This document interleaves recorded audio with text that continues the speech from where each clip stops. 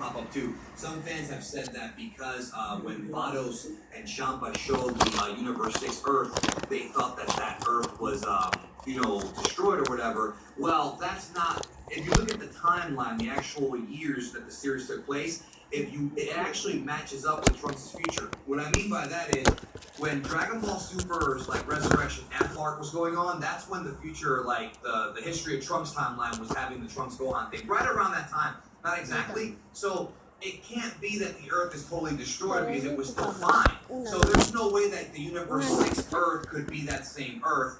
Not to mention that that Earth was of course brought back with the Super Dragon Ball Wish, so I don't see it being that. But one theory I did hear though that I semi borrowed it from somebody, and then I came up with other details, is that maybe Goku Black is the being that somehow destroyed that Universe 6 Earth and then moved on to the future timeline Earth, and like a locust, like he infests things, like a virus. That's possible too, but again, there's not enough evidence to support that yet. Right, yeah, there's not enough evidence to support that, but that's a cool, I actually never thought about that, that's a cool theory. Now what do you think about this?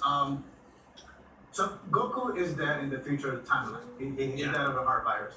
Yeah. So some people say, oh, when the Earth was brought back, Goku is alive, and if Goku is alive, he was never hit as a child, and he was never turned into a good person. He stayed evil. That's way too much derivatory. I don't even know what the word for derivative. Mm-hmm. Yeah, that's like fan fiction at that point. That's like fan fiction. Especially consider that planet Sadal is the original planet of the Saiyans, right? Well, yeah, and I'm glad you brought that up. I do want to say one quick thing about that. People were wondering, okay, Universe 6 and 7 are not identical twins. Even though we have a version of Frieza over there, let's pretend that when time began, that they were identical twins. There was divergence there because the only way for Goku and Vegeta to exist in Universe 6 is if their fathers existed, because, there's King Vegeta and then there's Bardock. These characters could not exist in the same way in Universe 6 because they never went to planet Vegeta at all. It was just planet Sadala or Sadal or Salad. So when you trace it back through the lineage, Goku and Vegeta being born wouldn't make any sense because there's a very slim chance that they were even born. Like, there's other things. Yeah. Yeah, I'm glad you brought that up. That's exactly right. Now let's talk about this this green Supreme Kai person.